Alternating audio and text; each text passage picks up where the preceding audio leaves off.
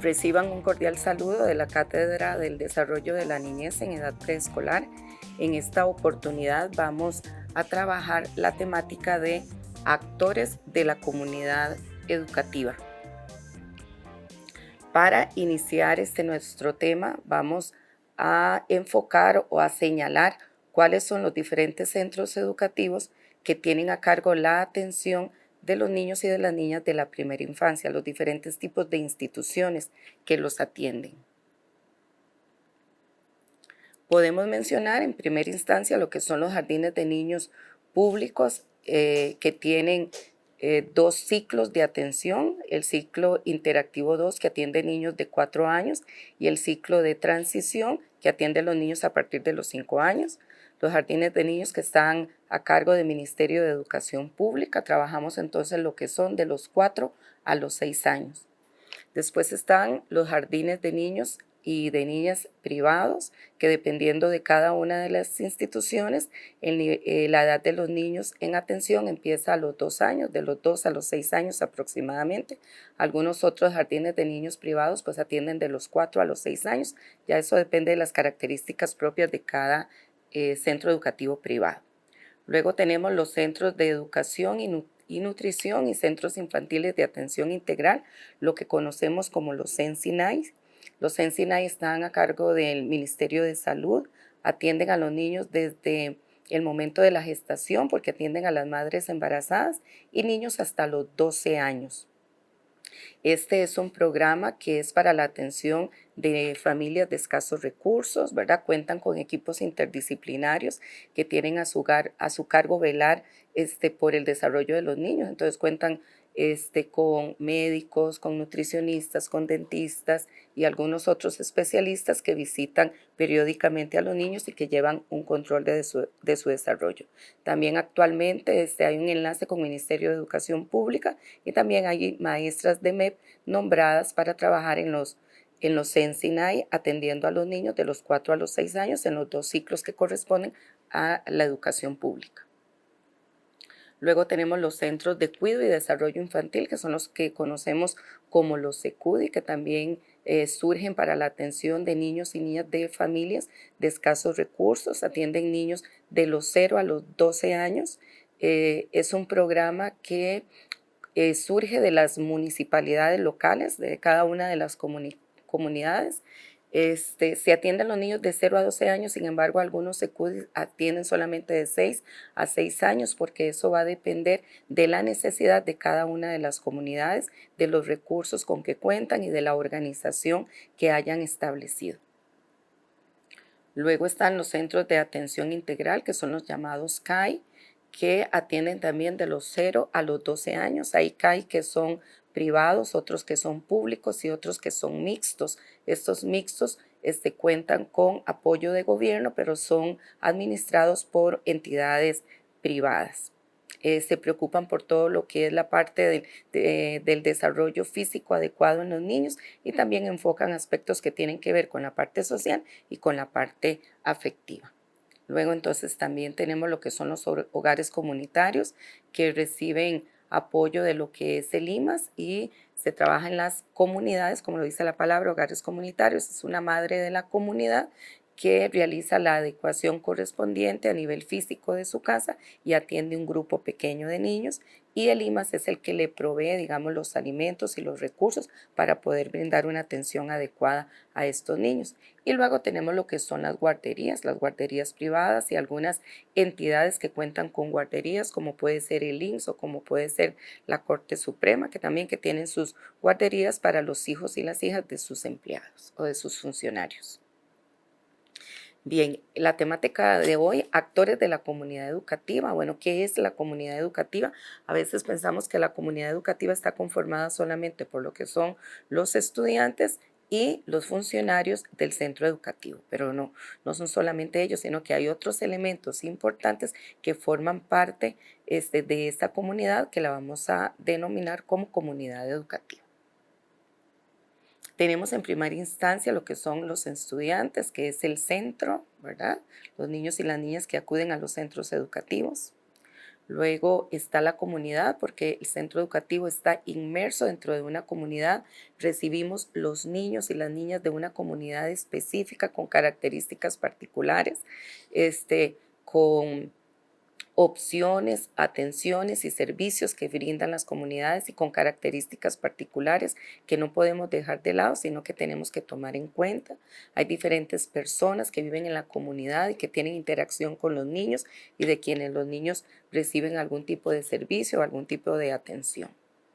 Y otro de los actores, por supuesto, el centro educativo, no solamente con el docente a cargo del grupo de niños, sino todo lo que implica la parte administrativa, ¿verdad? Desde lo que es el director o la directora del centro educativo, el guarda, conserjes, cocineras y cocineros en el caso de los comedores estudiantiles y cualquier otro funcionario que trabaje en el centro educativo. ¿Por qué forman parte de esa comunidad educativa? Porque el niño y la niña cotidianamente van a estar interactuando con esas personas, ¿verdad? Entonces forman parte también de ese proceso educativo y los denominamos dentro de lo que son los actores de la comunidad educativa. Y luego, un elemento muy importante, un actor muy importante, que son las familias de donde provienen los niños, con todas sus características, con todas sus particularidades, con los aspectos positivos que las identifican, pero también con los aspectos negativos que tienen, ¿verdad? Es la familia el primer ámbito social en el cual el niño se desenvuelve, ahí están sus primeras relaciones, se empiezan a desarrollar sus primeros conocimientos, toda su parte afectiva, motora, social, se da en la familia. Entonces, esos elementos son importantes y forman parte de la comunidad educativa y los vamos a llamar los actores de la comunidad educativa. Actores porque cada uno de ellos tiene un rol y una función particular importante dentro del proceso educativo de los niños y de las niñas. Bien, vamos a iniciar hablando o enfocando lo que es la familia, el actor de la familia, ¿verdad? El actor de la comunidad educativa. ¿Qué nos dice MEP sobre el grupo familiar? Ministerio de Educación Pública nos dice que el grupo familiar constituye el primer sistema relacional de desarrollo y aprendizaje en los primeros años de vida del ser humano. Esto a pesar de los cambios que puedan darse en su configuración. Entonces vamos a tener siempre presente como educadores que la familia es un actor muy importante que no podemos dejar de lado, no nos podemos basar solamente en el niño que llega al centro educativo y con el cual trabajamos en el salón de clases. No, ese niño proviene de un hogar, de una familia, interactúa diariamente con un grupo de personas y esas personas influyen en el tipo de persona que él va a formar, ¿verdad? O el que está en proceso de formación.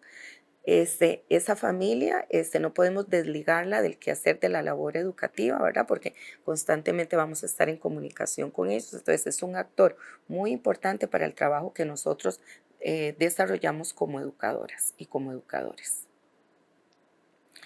Ese grupo familiar, bueno, hay diversidad de grupos familiares, ¿verdad? Tenemos un grupo familiar tradicional que es papá, mamá y los hijos, con el número de hijos independientemente, ¿verdad? Pero hoy en día no podemos decir que la familia está constituida solamente por ese grupo familiar tradicional, ¿verdad? Inclusive hay una canción para niños que dice: la familia es la gente que me ama, la gente que me quiere y la que quiero yo también. Entonces, aquellas personas con las cuales convive el niño diariamente, que son importantes para su vida, ese es su grupo familiar.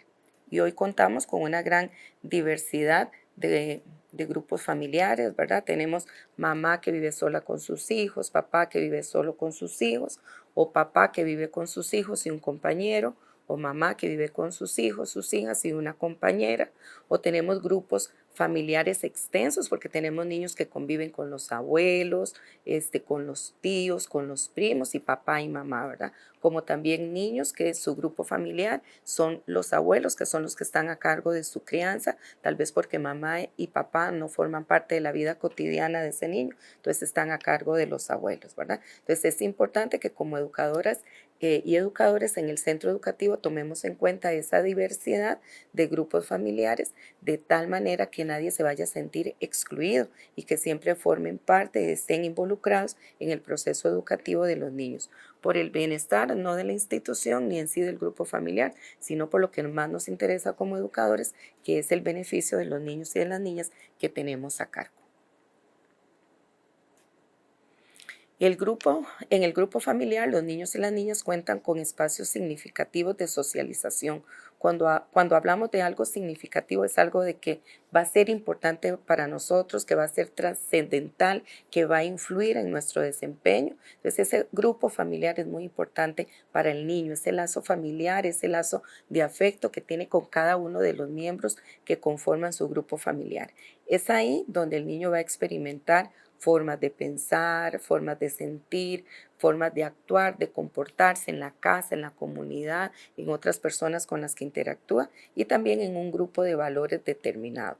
Recordemos que los valores no se forman en los centros educativos, sino que empieza su formación o empiezan a formar parte de nuestra vida y nuestra existencia en el grupo familiar, porque la familia es quien nos va a ir transmitiendo esos valores, esa forma de comportarnos o de cómo reaccionar ante diferentes circunstancias. Bien, vamos a ver entonces cuál es la relación que debe darse entre el centro educativo y las familias. Debemos recordar que es muy importante propiciar relaciones de respeto, de reconocimiento, de confianza, de seguridad y de diálogo. Es muy importante que el padre de familia sienta confianza en el centro educativo, en las personas que laboran ahí, que tienen a su cargo a su hijo o a su hija, que tenga confianza de llegar a comunicar cualquier situación familiar importante que esté sucediendo y que deba tomarse en cuenta. Recordemos que muchas veces el comportamiento que tienen los niños en el salón de clases es reflejo de las situaciones familiares que viven. Entonces es siempre muy importante que el maestro esté informado, pero es muy importante que el padre de familia sienta esa seguridad y esa confianza de llegar a comunicarse y tener muy claro de que la información no se va a divulgar, que va a ser una información privada. También es importante que existan diferentes canales de comunicación para lograr un trabajo colaborativo entre el centro educativo y las familias, de tal forma que siempre estén comunicados. Sabemos que existen lo que son los cuadernos de comunicación o cuadernos de recados, como se les llame, ¿verdad? Tenemos lo que es la vía telefónica. Por eso los padres de familia deben de tener conocimiento cuál es el número de teléfono de la institución donde pueden llamar.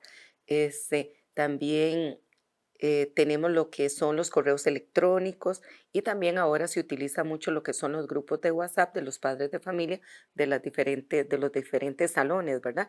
En algunos casos están a cargo de algún padre de familia designado por el docente y entonces la docente es la que le dice cuál es la información que se va a manejar a través de la vía del WhatsApp y en otros casos pues es la maestra la que lo dirige, ¿verdad? Sí es muy importante aclararle al padre de familia que cuando se conforma un grupo de WhatsApp es solamente para información relacionada con el proceso educativo de los niños, tal vez para recordar alguna situación, algo que tengan que llevar los niños, un cambio de horario de última hora, alguna actividad que se vaya a realizar, pero recordemos que ese grupo de WhatsApp o esa información que transmitimos a través de la vía del WhatsApp o de correo electrónico no sustituye lo que son las entrevistas personales entre el padre de familia y el docente a cargo, ¿verdad? Cualquier situación especial, importante, particular de los niños y de las niñas se conversa, se analiza en forma personal, ¿verdad? El WhatsApp, el correo electrónico es solamente para información,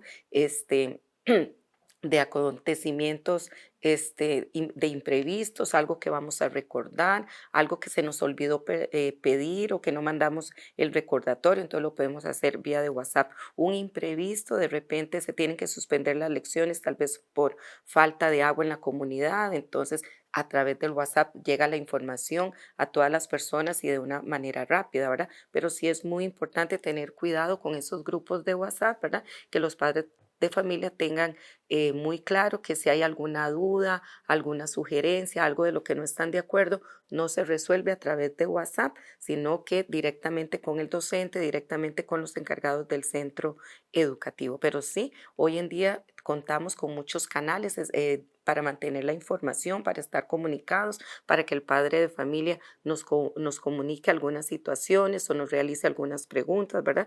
Pero aquellos aspectos importantes sobre el desarrollo del niño, sobre su proceso de desarrollo, alguna situación familiar muy particular, para eso están las entrevistas personales, ¿verdad? Y es muy importante que la institución siempre esté abierta a recibir a los padres de familia en el centro educativo.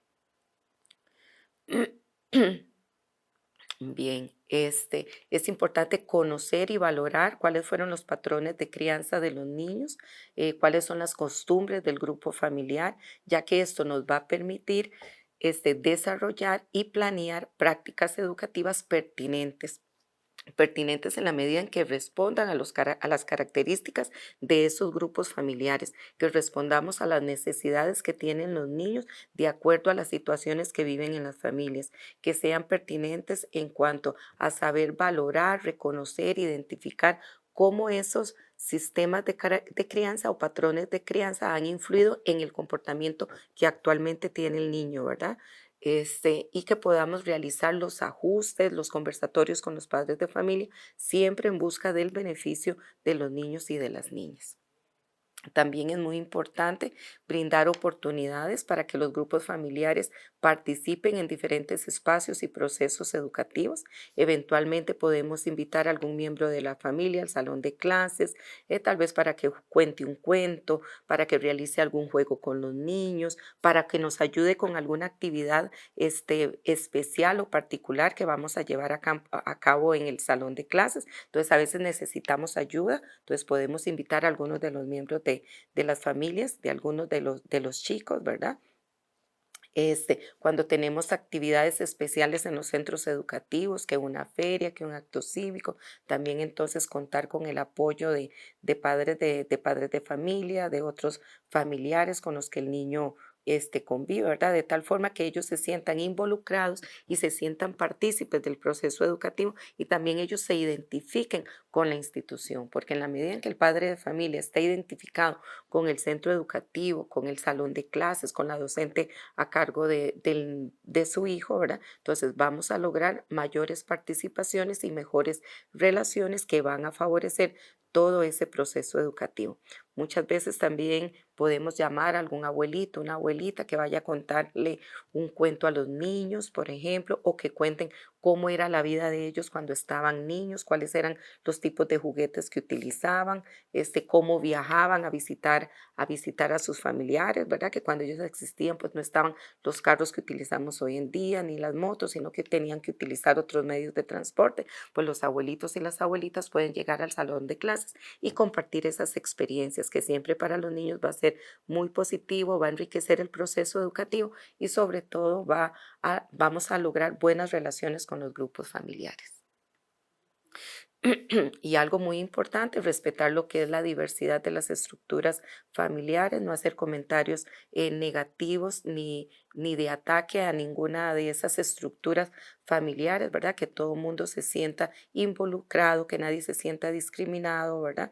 En la medida en que las personas se empiezan a sentir aparte, discriminadas, que no se les tome en cuenta, que se les juzga, entonces es cuando empiezan a surgir los problemas, ¿verdad? Y eso pues obviamente va a afectar todo lo que es el proceso de desarrollo y el proceso educativo de los niños que tenemos a cargo. Bien, el centro educativo y la comunidad, ¿verdad? El centro educativo está inmerso en una comunidad con características particulares, con necesidades, con recursos particulares, con beneficios que obtenemos de esa comunidad, de servicios que podemos encontrar. Las comunidades son diferentes, ¿verdad? Las posibilidades de recreación que tienen los niños, los conflictos que existen en esa zona, cuáles son los tipos de familia que más encontramos o que son característicos de una comunidad determinada. Eso es importante que el centro educativo lo conozca y que lo tome en cuenta, ¿verdad? Porque al final de cuentas responde para miembros de una comunidad específica con ciertas características. Entonces, el centro educativo no puede estar encerrado en las cuatro paredes que lo conforman, solamente el centro educativo hacia adentro, sino que tenemos que ver el centro educativo hacia afuera, cómo es esa comunidad, qué podemos obtener de la comunidad para enriquecer nuestro proceso educativo y como proceso educativo, qué podemos ofrecer a esa comunidad. La comunidad va a ser el espacio donde los niños y las niñas crecen, donde se desenvuelven, donde interactúan con otros niños, con otros adultos, con funcionarios que ofrecen diversidad de servicios. Ahí es donde el niño juega, donde el niño aprende. Bueno, hoy en día sabemos que hay características de algunas comunidades que restringen las posibilidades de los niños para salir a jugar, que siempre tienen que estar bajo la supervisión de alguien, que no pueden quedar solitos. Bueno, ¿cuál es la característica de esas comunidades? O si son niños que por lo general pasan encerrados en su casa, que no pueden salir, ¿verdad? Que la comunidad no cuenta con parquecitos donde ellos puedan ir a jugar o no hay una biblioteca comunal donde los niños puedan ir con sus familiares, no solamente a ver libros, sino que también las bibliotecas comunales cuentan con materiales de juegos que los niños pueden ir a utilizar. Bueno, entonces, conocer esos recursos, ¿verdad? Y valernos también de esos recursos que forman parte de las características de la comunidad donde nuestros niños se desenvuelven. La comunidad es el lugar donde los niños van a tener diversidad de experiencias positivas y negativas, porque todas las comunidades tienen cosas positivas, pero también conflictivas, problemas que surgen, características de las personas que encontramos en esa comunidad y todo eso forma parte de la vida diaria del niño y no lo podemos aislar de esa realidad o de las problemáticas, ¿verdad? Ahí en las comunidades es donde el niño va a tener diferentes contextos para poder analizar, donde va a tener interacción con diferentes personas. Entonces es muy importante que nosotros conozcamos y que mantengamos una relación con esas comunidades y que nos abramos a las comunidades, ¿verdad? Hay diferentes actividades que nosotros podemos desarrollar y en las cuales nos proyectamos hacia la comunidad. Las organizaciones sociales de la comunidad van a favorecer lo que es la construcción de aprendizajes de la población infantil. Por ejemplo, sabemos que hay comunidades que cuentan con comités de desarrollo, ¿verdad? Donde trabajan en pro de la comunidad, donde se hacen campañas de reciclaje, donde se trabaja por el mantenimiento de los parques recreativos, donde se vela por lo que es la seguridad de las familias, ¿verdad? Entonces hay vigilancia en la comunidad. Entonces todo eso influye, ¿verdad?, en el tipo de vida que llevan nuestros alumnos y que de una u otra forma se ven reflejadas en los centros educativos. Y también para que la educación que nosotros brindamos en el centro educativo responda a esas características, para que sea pertinente, para que sea significativo, ¿verdad? Y para que haya una relación de acuerdo a la realidad y a la cotidianidad que viven los niños en el hogar, en la comunidad, ¿verdad? Cada miembro de la comunidad aporta roles y funciones significativas. Todas las personas que viven en una comunidad son importantes, desde el barrendero, desde el señor que recoge la basura, del que atiende en la pulpería, del carnicero, del médico del EVAI, de las enfermeras. Todos son importantes, todos somos importantes, tenemos un rol y una función. Entonces es muy importante que los niños aprendan a valorar a todas las personas que viven en su comunidad y que ofrecen diferentes servicios y las personas con las que ellos interactúan, y que él y su familia es muy importante dentro de esa comunidad. Después, que no son las familias aisladas, ¿verdad? Sino que están involucradas y tiene que darse el trabajo en común, ¿verdad? Para el beneficio no solamente de una familia, sino para el beneficio de todas las personas que conviven diariamente, ¿verdad? Hablamos ahí también de lo que es la limpieza de las aceras, la limpieza de los parques, ¿verdad? Cuando las familias salen con sus mascotas, bueno, hay que tomar en cuenta ciertas condiciones, ¿verdad? Recoger en la basura, ponerla en un lugar adecuado, ¿verdad? De tal manera que nuestra comunidad donde nosotros vivimos sea una comunidad agradable para todos, ¿verdad? Pero entonces todos como comunidad debemos de trabajar y respetar a los demás. Porque a veces a la gente se le olvida, ¿verdad? Que no vivimos solos en la comunidad, ¿verdad? Sino que tenemos que respetar también a las personas que están a nuestro alrededor. La comunidad brinda elementos para lo que es la convivencia y la construcción en valores, ¿verdad? Bueno, Cada familia tiene sus valores, ¿verdad? Y entre las familias conformamos esa serie de valores que identifican a una comunidad, ¿verdad? Entonces, todo lo que tiene que ver con el respeto, con la responsabilidad, con la solidaridad, con la tolerancia, ¿verdad? Con la paz que nos tiene que identificar, ¿verdad? Entonces, la forma en cómo se vive y cómo se interactúa en cada una de las comunidades va a transmitir esa y va a ayudar a los niños en esa construcción de valores. Valores que en una primera instancia el niño lo hace por repetición de lo que hacen sus padres, lo que hacen sus hermanos mayores, lo que hacen sus abuelos, sus tíos, pero poco a poco esos valores el niño los va a ir internalizando y van a formar parte de su vida y de su actuar y lo van a identificar a él también como persona. En la comunidad se visualizan características de cada familia en cuanto a cultura, en cuanto a costumbres y debemos de ser respetuosos y tolerantes con esas diversidad de costumbres que hay en las familias, ¿verdad? Los tipos de credos religiosos, ¿verdad? Debemos de respetarlos. Por ejemplo, en los centros educativos públicos asisten niños y niñas procedentes de familias de diferentes credos religiosos.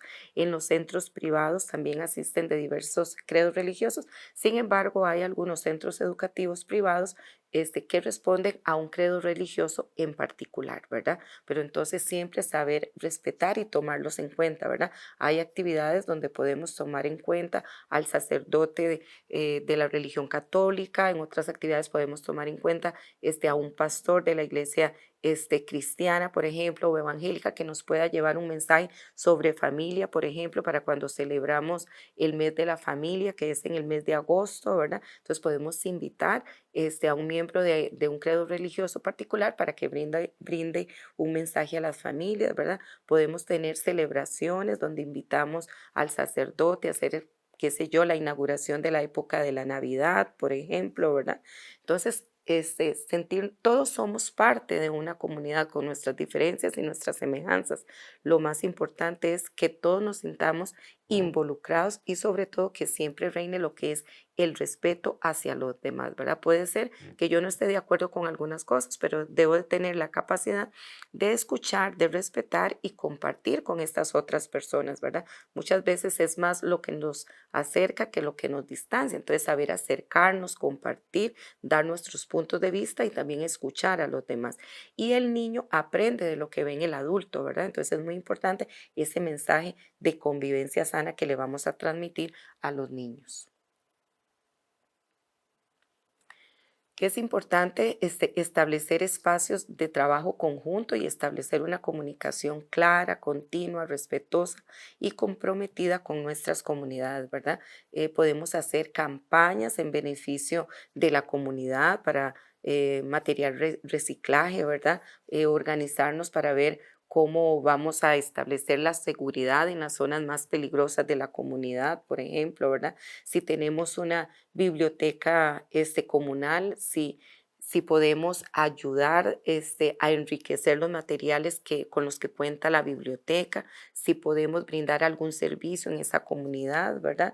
También hacernos partícipes como centros educativos, podemos llevar a los niños a las bibliotecas, llevar a los niños a los parques de la comunidad, realizar actividades del centro educativo en los parques con los que cuenta la comunidad, por ejemplo, para un día de familia o, por ejemplo, para juegos tradicionales, por ejemplo, para celebrar el Día del Niño, ¿verdad? O cuando realizamos marchas para proyectar algún mensaje positivo hacia la comunidad, por ejemplo, cuando se hacen las campañas por la paz o cuando se hace la campaña en lucha contra el dengue, por ejemplo, que tiene que ver con lo que es la salud de los miembros de la comunidad. Entonces, es una forma en la cual el centro educativo se proyecta a la comunidad, llevamos un mensaje para el beneficio de la comunidad y también podemos realizar actividades donde invitamos a miembros de la comunidad al centro educativo. Por ejemplo, cuando hacemos una exposición de dibujos de los niños bajo alguna temática en particular, entonces podemos abrir las puertas de la institución y que miembros de la comunidad lleguen a ver lo que es la exposición de esos dibujos, o cuando se hacen los actos cívicos para celebrar algún tipo de efeméride, entonces también podemos invitar miembros de la comunidad, y todo eso va a ayudar a que trabajemos en una forma unida, conjunta, ¿verdad? Por el beneficio de todos, ¿verdad? Y no solamente que se realicen actividades en forma individualizada o parcializada, ¿verdad? Sin involucrar a otros entes importantes dentro de lo que es las comunidades. Ahora, ¿cuál es el papel propiamente del personal docente con esas familias y con esas comunidades, ¿verdad? Ya no solamente como entidad educativa, sino yo como docente, cómo debe ser mi papel con esa familia y con esa comunidad. Bien, con la familia, mantener entonces una comunicación abierta, cordial y oportuna. Solicitar información sobre el crecimiento y el desarrollo de los niños, ¿verdad? Necesitamos siempre información desde que el niño estuvo en el vientre de la madre, y después cómo fue el crecimiento del niño durante sus primeros años, ¿verdad? Si se fue desarrollando en una forma normal, o si presentó alguna dificultad en alguna de las áreas. Eso es importante para nosotros para poder ir identificando algunas características, algunos comportamientos o algunas particularidades en lo que es el desarrollo de los niños, ¿verdad? O algunas dificultades que el niño presente, entonces que podamos relacionarlo con lo que fue el embarazo de la madre o lo que fueron los primeros años de vida del niño, ¿verdad? Que son muy importantes y que van marcando algunas características particulares que como docentes debemos de considerar. Organizar talleres, reuniones, charlas y otros, ¿verdad? Podemos buscar especialistas que lleguen a darle alguna charla a los padres de familia. Podemos preguntarle a los padres de familia qué tipo de charlas les gustaría, sobre cuáles temáticas, ¿verdad? No solamente que surjan a partir del docente, sino que el padre de familia pueda hacer también sus propuestas de acuerdo a sus necesidades y de acuerdo a sus intereses, ¿verdad? Hacer talleres con los padres de familia, o hacer también talleres familia y los niños también, ¿verdad? Compartido. Entonces podemos hacer un taller con las familias y los niños donde van a decorar juntos lo que es el folder donde se van a guardar los trabajitos de artes plásticas, por ejemplo. Podemos hacer un taller de juegos tradicionales con las familias y con los niños, ¿verdad? Que conozcan cuáles juegos tradicionales pueden hacer con los niños en beneficio de todo lo que es el desarrollo físico de los infantes, ¿verdad? Porque hoy en día se realizan más juegos, un poco más sedentarios, ¿verdad? Donde no hay tanto movimiento físico. Entonces es importante también recordarle al padre esos tipos de juegos, y que puedan realizar juegos con los niños en el gimnasio de la institución, en un parque cercano, ¿verdad? Las reuniones con los padres de familia, ¿verdad? No solamente para dar resultados de una evaluación o para solicitar dinero para algunas actividades, ¿verdad? Sino que también esas reuniones pueden ser momentos propicios para trabajar alguna temática de la docente hacia las familias, ¿verdad? En algunas oportunidades charlas con especialistas, y en otras oportunidades el mismo docente puede ofrecer alguna charla sobre alguna temática en particular, o haciendo énfasis a alguna situación particular que presenta el grupo de niños que tiene a su cargo, ¿verdad? Pero lo importante entonces es buscar y organizar diferentes actividades en las cuales involucremos a las familias, ¿verdad? Para que ellos se sientan involucrados y se sientan parte del proceso, ¿verdad? De momento también que nos ayuden a elaborar algún tipo de material didáctico que vamos a necesitar, ¿verdad? Entonces los padres de familia también nos pueden colaborar y nos pueden apoyar, se van a sentir importantes, se van a sentir parte del proceso, y va a ser mucho más positiva la relación y la comunicación. Es importante también promover la participación en acontecimientos del centro educativo y la comunidad para favorecer el desarrollo sociocultural y la labor educativa. Abrir entonces las puertas de nuestro centro educativo para actos cívicos, para ferias culturales que podamos hacer, ¿verdad? O también para otro tipo de eventos, por ejemplo, cuando se hacen las experiencias científicas en los centros educativos, invitar a los padres de familia a que vengan a ver las exposiciones de los niños, que colaboren con la organización de los stands para lo que son las experiencias científicas, que nos ayuden a decorar el centro educativo para un evento especial, por ejemplo, cuando se decora para el mes de la patria, ¿verdad? O cuando vamos a tener la época de Navidad, ¿verdad? A veces nos encerramos solamente a nivel de funcionarios, pero bueno, contar con el apoyo de los padres de familia también es importante porque así también los hace a ellos conscientes de tareas que se llevan a cabo en el centro educativo, ¿verdad?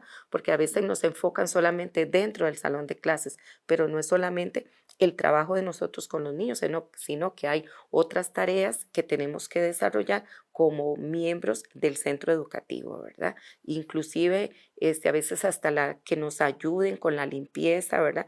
Muchas veces no es quitarle el trabajo o livianarle el trabajo a los conserjes, ¿verdad? Sino que muchas veces por el mismo rol de funciones en los centros educativos y la atención que se le da a los niños, a veces se descuidan algunos aspectos. Bueno, podemos invitar, solicitar apoyo de los padres de familia para que nos colaboren en un día especial que vamos a tener para la limpieza institucional, porque a todos nos gusta contar con un centro educativo en las mejores condiciones. Entonces, que los padres de familia también nos colaboren, nos ayuden, ¿verdad? Y puedan ver también cuál es ese trabajo que nosotros desarrollamos también, más allá del trabajo de aula, ¿verdad? Y luego, bueno, con la comunidad, es muy importante crear alianzas con diferentes servicios e instituciones de la comunidad para favorecer el desarrollo de los infantes. En algunas comunidades se puede contar con lo que es el personal de los EBAIS, ¿verdad? En algunas comunidades podemos, los dentistas, por ejemplo, llegan a los centros educativos para hacer la revisión dental de los niños o lo que es el flúor también, ¿verdad? Y también hay centros educativos donde llegan algunos doctores o algunos especialistas en un día previamente organizado con la institución y donde hacen valoraciones físicas a los niños, el examen de vista, el examen de oído, donde los miden, donde los pesan, incluso para ver lo de los piojitos también, ¿verdad? Entonces hay personal de los EBAIS que se acerca, organiza con la institución un día especial, ¿verdad? Y entonces se dedica a la atención de los niños, ¿verdad? Entonces es un trabajo colaborativo. Después los EBAIS entonces nos envían la información de acuerdo a los resultados que obtuvieron, ¿verdad? Y es una atención que le brindan a toda la población del centro educativo, ¿verdad? Entonces, alianza con los EBAIS, con la gente de las bibliotecas, con la gente, los otros centros educativos que hayan en la comunidad, sean públicos y privados, también podemos contar con ellos y proyectarnos, ¿verdad? Proyectar nuestro trabajo y también conocer el trabajo que ellos realizan y también con algunos centros comerciales que formen parte de nuestra comunidad, también lo podemos tomar en cuenta. Lo que es la policía, los bomberos, hay comunidades que cuentan con las estaciones de bomberos. Entonces, todo ese acercamiento es enriquecedor para los niños y para el proceso educativo que nosotros desarrollamos en los centros educativos. Entonces, es muy importante tomarlos en cuenta.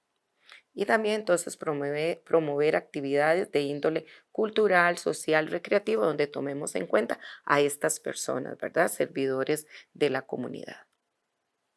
Y ya para finalizar, promover proyectos en la comunidad para la mejora de los mismos, ¿verdad? Como puede ser la seguridad de la comunidad, los proyectos de recolección de basura para reutilización y reciclaje, ¿verdad? Entonces, los centros de acopio que se pueden hacer, ¿verdad? Ese tipo de proyectos que va en beneficio de la comunidad y por ende de todos los miembros que formamos parte de esas comunidades, ¿verdad?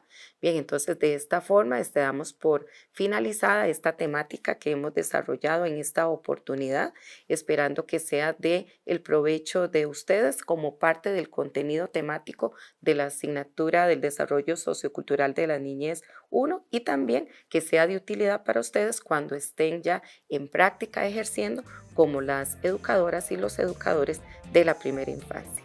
Muchísimas gracias.